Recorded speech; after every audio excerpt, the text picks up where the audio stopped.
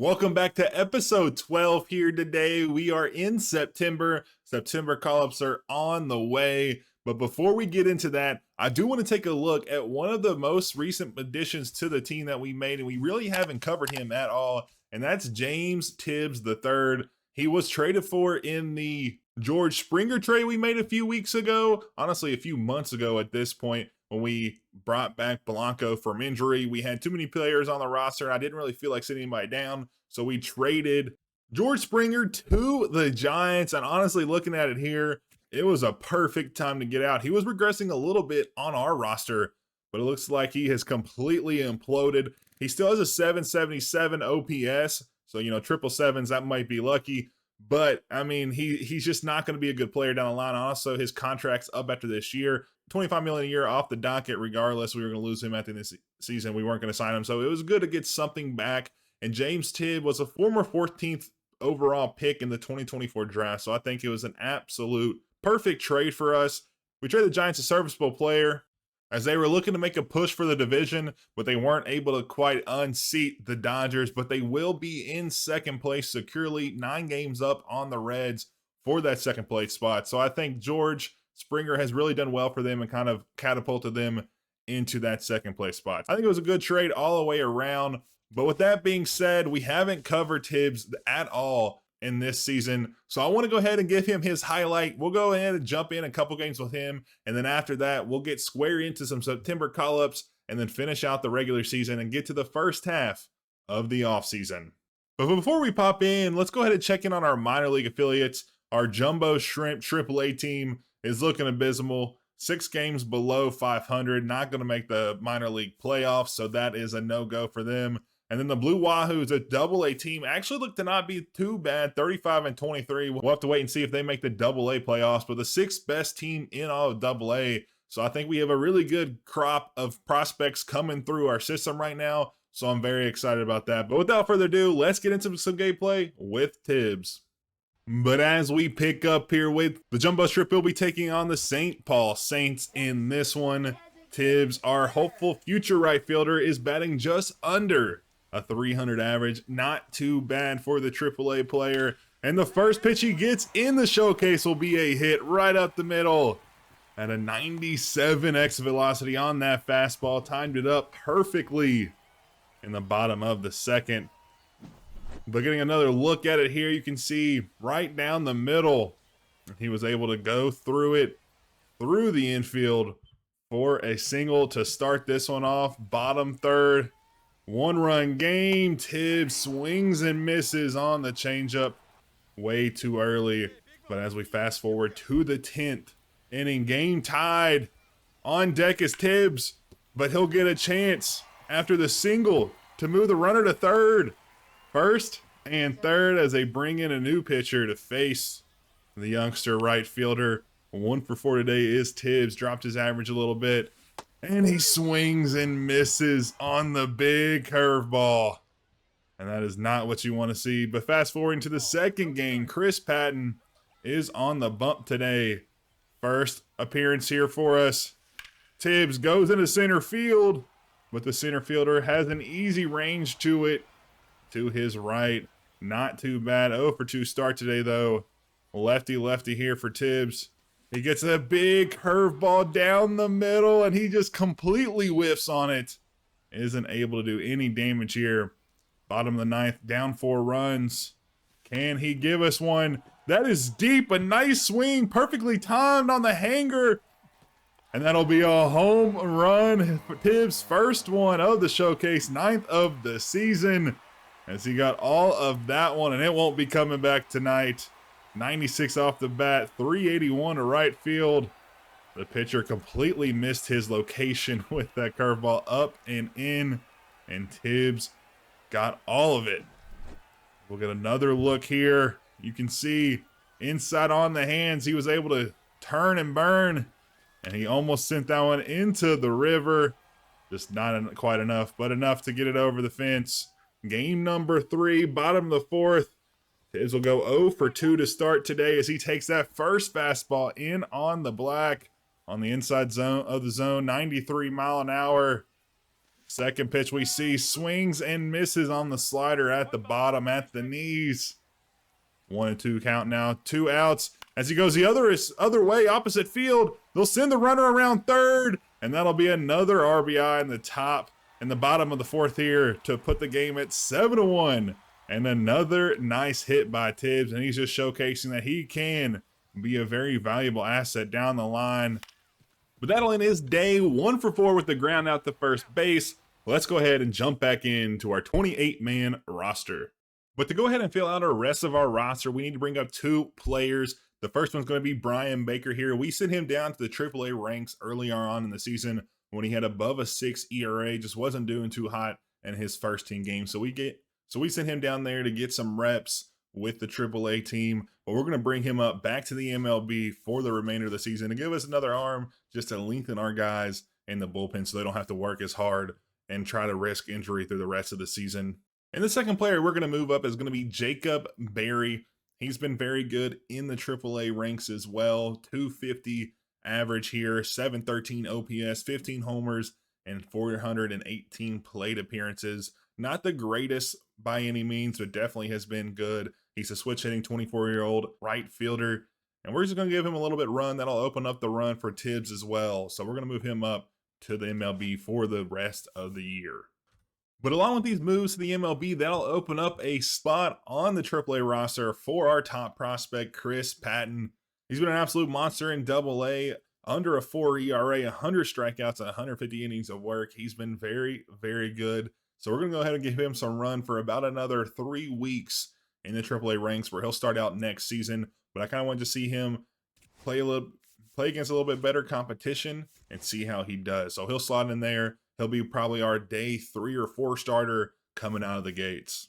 But as we come to an end here, the Stars will finish 69-93, well below 500 and well out of first place or even a wild card spot this year. So we're going to look ahead into the offseason. But before that, we'll take a look at the playoffs. You can see here it's a rematch of the 2024 World Series. Dodgers take it 4-2 over the Yankees.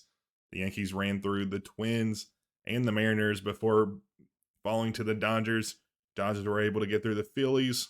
In division rivals, the Giants, as they on their road to their second World Series in 3 seasons. And honestly, to be expected from a team who spends about $1 billion and has a ton of players, over 90 overall. This is actually insane. They signed Kyle Tucker last season in the offseason. He's actually injured currently with an inflamed hip, down for a couple days in AAA. But that didn't matter much with a man like Shohei Ohtani on the bump and in the batter's box, able to do both at an extraordinary level. But yeah, this is pretty insane. Just a insane team they've constructed, and they'll win their second World Series. Before we progress to the offseason, let's go ahead and take a look at the awards. First up, we have Cy Young. Shohei Ohtani takes it with 3 Dodgers at the top of the list here, which is absolutely absurd. Shohei Ohtani gets his first Cy Young award here. But on the flip side, you have Bailey Ober of the Twins, leading them to a championship series in the AL.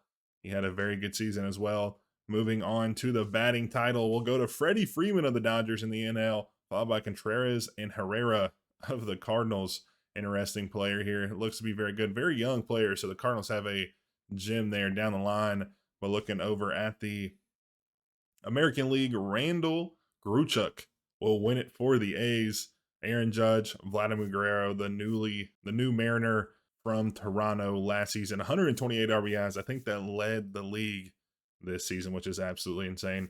Reliever of the Year award goes to Chris Bubik out of Seattle and Edwin Diaz of the Pirates, on from the Mets of last season. We don't go back-to-back with Loaizaga this year.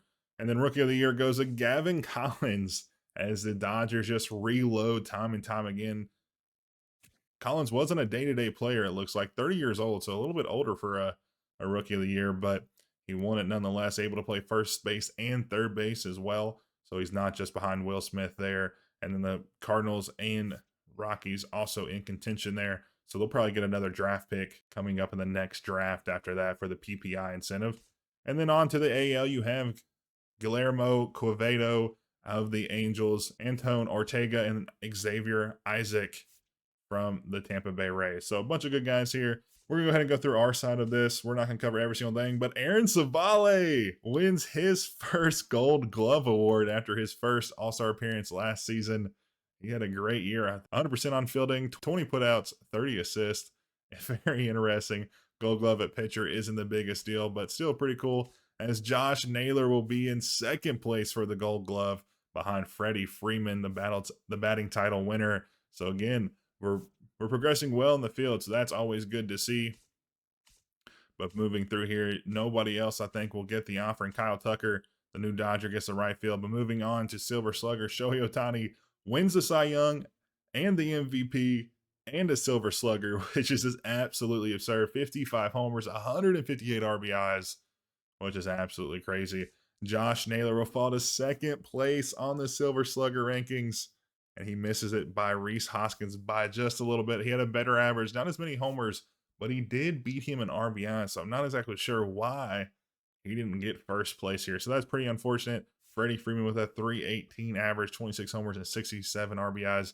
The homers and RBIs definitely kept him down here. The average was a lot better, extraordinarily better than the top two guys. Sucks that we didn't get a Silver Slugger this year, but hopefully next season Naylor can keep it going. And then moving through the rest of the guys here, I don't believe we'll get another. Yeah, we won't get another guy. And then moving on to the postseason, you have your postseason MVP, Shohei Ohtani, followed by a couple other world champions as well. And then Shohei Ohtani will also be your World Series MVP, going 524 with 5 homers and 11 RBIs in 6 games. Just absolutely crazy stuff. But moving into the offseason, we can actually check our draft picks, quirks, and see if they had any. We weren't able to do this last year, but Robbie Rooney will have one. Road Warrior performs better on the road. Not a great one, but not bad just to have one in general. Carlos Doe won't have one. Johnny Veach won't either. Ray McAllister, our first round draft pick, won't have one. Pretty unfortunate there. But Robert Gale will have 3. Night player, first pitch hitter, and rally monkey. Kind of interesting that he was such a low rated round pick. Round 5 from him. But he has a ton of quirks, and he has decent potential. So if he can get that 77 overall, he'll be a very, very good player down the line. And then Carlos Castro won't have any either. But as we jump into the offseason, I do kind of want to go over our team and kind of highlight some players that did well this season. So Dubon, we picked up about a couple months into the season when Blanco went down with the injury. He did all right. So did Colt Keith. Josh Naylor kind of failed off towards the year and kind of kept him from getting that Silver Slugger we saw a second ago, but still 29 homers, almost a 30 home run season with almost 90 RBIs. Very good there. Jock Peterson, who is a free agent this year, had a 254 average, not too bad. And then Josh Smith, who we made a trade with the Rangers at the beginning of this season. He had an exceptional year, 280-something average, 455 OPS, good for just under 800 OPS, which is again, another top 50 hitter in the league. So very, very good pickup. We did sign him during contract extensions to a 7-year deal for $77 million. So I'm very, very excited about that. And then Michael Conforto will be on his last year going into next year with the team. 254 average, not bad there. And then a couple of our other players around us out. Looking at our bench, we have a 238 from Blanco. Rosario didn't do too hot, only had 240 or so plate appearances. And then the rest of the bench just didn't really do anything crazy.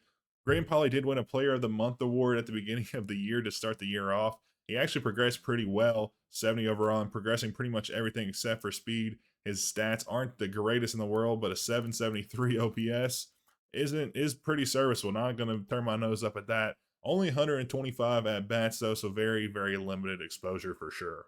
And then moving over to the rotation, you have Joey Cantillo, who actually had a pretty good end of the year. He was struggling a lot through the first half, but he was able to pick it up and get his ERA below 5, which is very, very good. And then moving down to Aaron Savale, our recent pitching signee. We'll probably sign one more this season, but he had a good year, sub-4 ERA, 132 strikeouts, and 180 innings of work. Not too bad. River Ryan, who we promoted a couple weeks into the season, had a great year, a 3.2 ERA, and his first full season with the team. He's been very, very good. Whip below 1.3. Not ever going to be mad about that. And then Ryan Nelson, another stellar season from him as well, coming off a year where he was below 4.5 ERA. Probably had his best, did have his best season, his full length season. His 2022 3 games was below, but outside of that, he had his best season this year in his age 29 season. And then Edward Cabrera has jumped up all the way up to 81 overall. and he will more than likely be our ace going into next year. He was our ace last year, didn't have that great of a season, coming in with a 6.22 ERA, but after about the first 10 games, we moved him down to the minors to give him a little bit of work because his ERA was above an 8.5. But this year gets it below a 4 ERA, 146 strikeouts, and 151 innings of work or so. His first season above 100 innings pitched in his career, which is absolutely exceptional. So he is on a very, very good hot streak going into next season. So I'm very excited to use him at the top of our rotation next year. But moving on to our bullpen, we've had some movement here up and down. Reed Detmers moved here throughout the middle of the year because he was struggling. We had to make room for River Ryan. Ryan Feltner is here as well, but both these guys kind of picked it up towards the end of the year. And then you have a couple other guys, Gregory Santos, who we signed to a multi-year deal. He'll be with us through the 2030 season. And then Aaron Ashby, Brian Baker, who we brought back up during September call-ups. Didn't have a great season, but we just needed another arm there. But Aaron Ashby had a very, very good year. And then Josh Stalmont and Aaron Bummer, both of our setup guys who will be free agents this offseason, but we have a chance to sign them if we choose to. And then Jonathan Loaizaga, he's able to calm down towards the end of the season. His ERA at the beginning of the year was above a 5.5. Just not very good. 12 blown saves. So if he was able to keep that down to last year's number, that's 9+ wins. It's a 9-win swing if we were able to get those. 39 saves, not too shabby. Exactly the same amount of innings of worked in just 2 less games. So we were using him more innings that could contribute to him being a little bit worn out and just not doing as well. But speaking of our free agents, we have 3 on the docket. So Josh Stalmont, Jock Peterson, and Aaron Bummer. I'm not sure what we'll do. I think I'm going to bring back at least one reliever here. I'm not sure if we'll bring back Jock, though. He's had a decent year. Last year was abysmal. Below a 230 average, just not good at all. One of his worst seasons in OPS. This year, not much better, but a little better. 760 OPS, which is a little bit above league average. So, not the worst thing in the world. But yeah, last year kind of left a sour taste in our mouth, and him being what we thought would be a home run hitter, maybe 25 to 30 a season, just really hasn't come to fruition, especially for this season. He played both ways against lefties and righties. Last year he didn't, so we were expecting a little bit more. But I will go ahead and sign Josh Stalmont. I think we're going to offer him a 3-year deal just to get that per year money down just a little bit. We're going to go ahead and offer him a 3-year, $12 million contract, a little bit above what we'll go ahead and go to 12.3 to get that 4.1 per year, a little bit above what he's asking. Hopefully he'll sign here and not go to free agency. But that will be it for our early free agent signings. We're not going to try to sign these guys. If we need to pick them up in free agency, we can do that, but we're not going to offer them here. So we'll keep moving into coaching signings. But as I said last year, we have a sticky situation. We have 6 coaches to backfill. We're going to keep with the same rules we did last year. Our coaches have to average a B or lower. So whether that means 2 A's, 2 B's, 2 C's, or 3 A's, 3 C's, or all B's, however I want to cut it, it just has to be an average of a B. So I think what we're going to do is go with all B's and then 1 C just to give us a little bit more bang for our buck. We could go with 2 A's, 2 B's, and 2 C's, but I would prefer to go with just, more B's and only have one kind of bad coach in there. Our manager right now is Mark Cochran. He's an A. His salary is $5,375,000. So he's a pretty penny, and that's another reason why we want to keep our coaches down. But we're going to go ahead and fill this out, and we'll fill you all in a second. But as we wait for some of the coaches to decide if they want to come coach for the Nashville Stars, we are going to do something I've been waiting to do for a while, and that is rebrand the team. We have 2 things we're going to discuss here in a second, but the first one is a major change to how we're going to go into the future of our franchise. And that is by making our very own custom stadium for our team here in Nashville. We were able to do this over the last few days, but here it is, Music City Ballpark. You can see the name on top right here. We actually took a big inspiration from the ballpark, the Big Easy Ballpark by Sandman Dan. So the name's on screen right now if you want to go ahead and take a look at that. We did change up a bunch of stuff you'll notice here in the left field side. We added a couple buildings instead of a water tank, and then just various things throughout the stadium. But we can see here, we have our very own custom stadium, and we're going to go ahead and get over that. We'll go ahead and cover this over in a second. So looking at our outfield walls, you'll see that the left field wall is 300 feet, And you say that's probably really short. It is very, very short. You can see the big reason was that because we are here in the middle of Nashville next to Nissan Stadium over here to our right.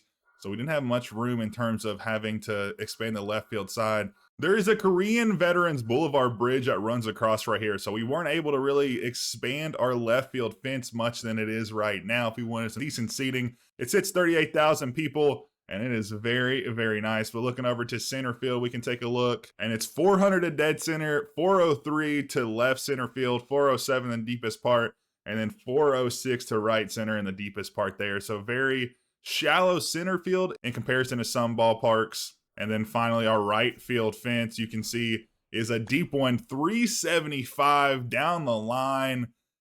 And that is a very, very deep left field porch. So there's going to be a lot of things we have to do in consideration with that. So we're going to have a speedy right fielder and center fielder to be able to cover all this area in right field.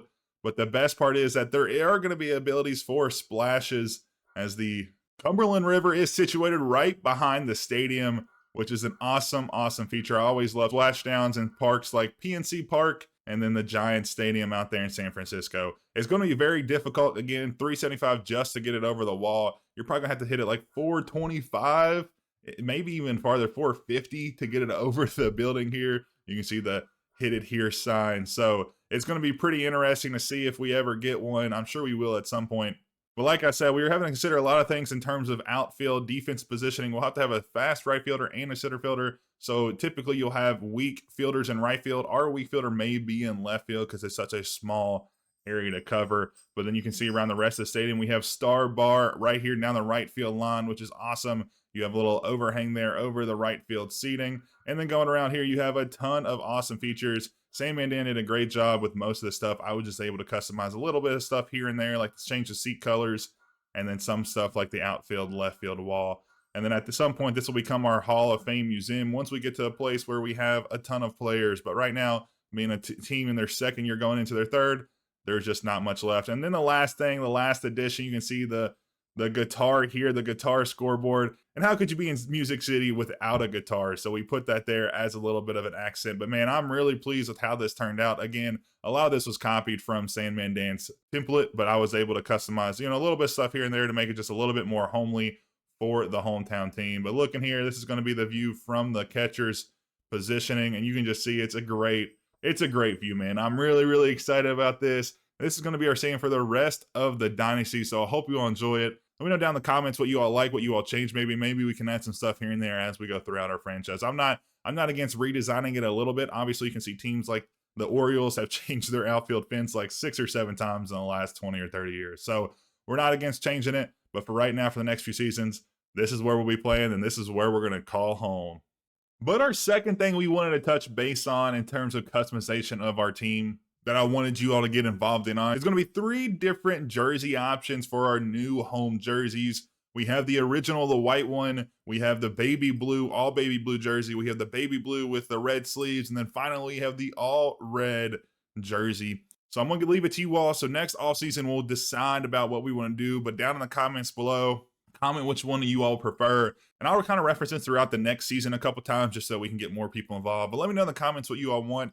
And at the start of the offseason next year, I'll go back and review everything, and we'll kind of tally up and see what we wanted to see. Personally, I'm kind of akin to the OG white ones, but also I do really love those baby blues. I always love a baby blue jersey, but it's up to you all. Let me know what you all like down below, and we'll decide on that in the next offseason.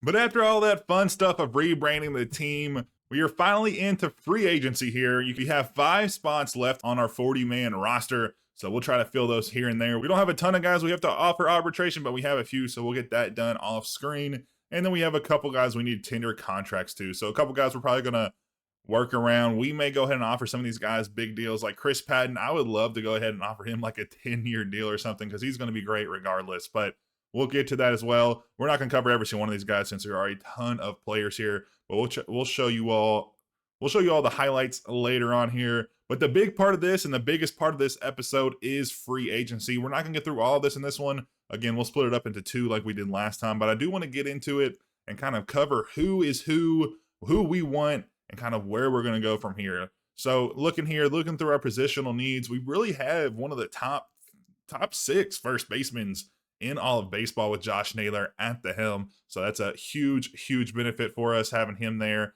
to man that right side of the infield. We also picked up Josh Smith during a trade at the beginning of the season with the Rangers, so he will be in the third base spot. So we have the corner of our infields pretty much locked down for a long time coming, especially after we signed Josh Smith to a long-term contract this season.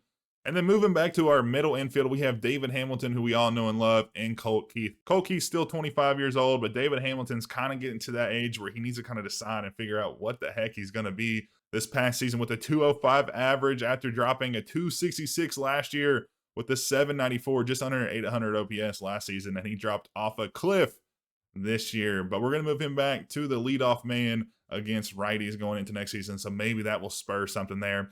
And then moving to the spine of our field, you have the pitchers. We have a good amount of pitchers here. I'm pretty comfortable with kind of where they're at. You can see Edward Cabrera is in the relief position for whatever reason. He's an 81, so he is our best pitcher. Will more than likely be our opening day starter next year, so he has come back into the good graces of the franchise. And then we have Victor Caratini, who we signed to a 2-year deal, I believe, last season. Yeah, so we have him for 1 more year for 7.4.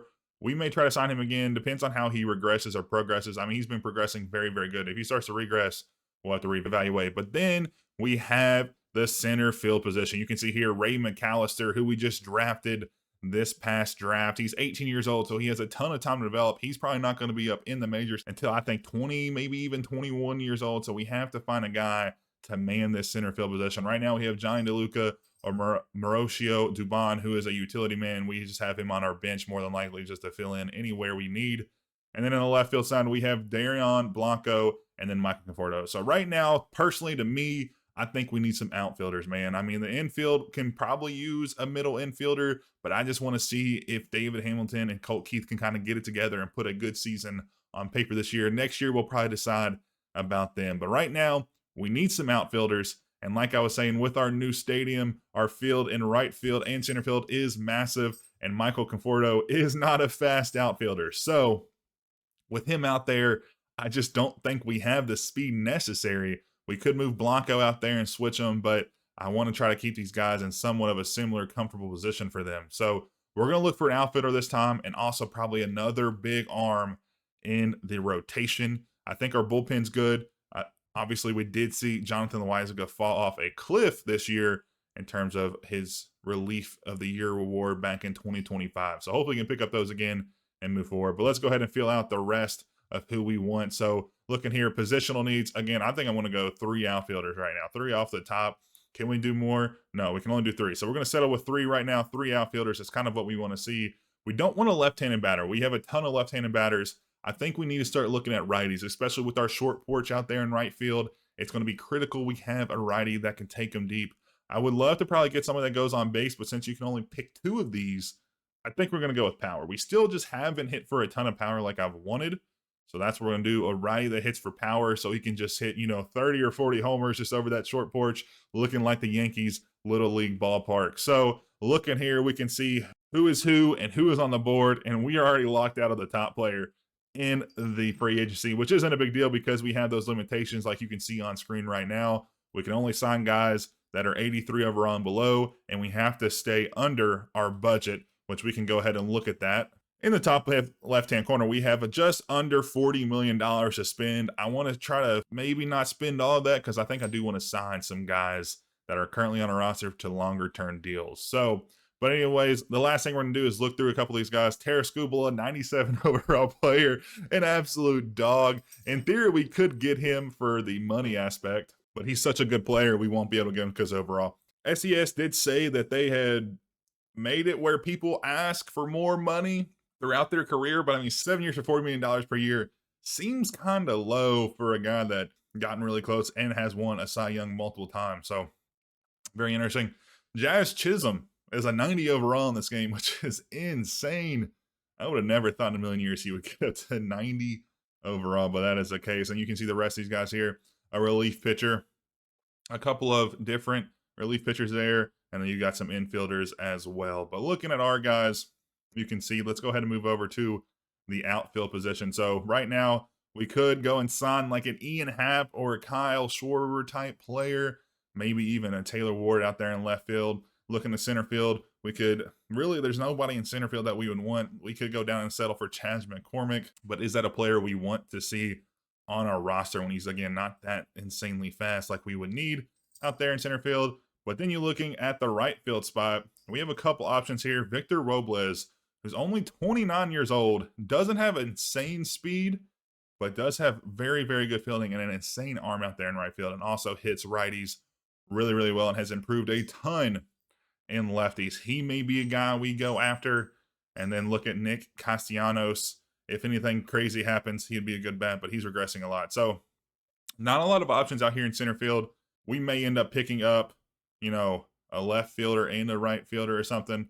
Or maybe we just pick up an infielder that can play all the positions, like an Isaiah Kenneth for Lefa, IKF here. He can play everywhere on the field. So, but with that, that'll be the end of the video, guys. I appreciate y'all tuning in. I hope you all enjoyed. Again, let me know down in the comments what you all think we should do about our jersey situation and what you all think about the new stadium. I'm obviously really, really pleased with how it turned out. Again, I didn't do the bulk of the work. Again, shout out to Sandman Dan for that.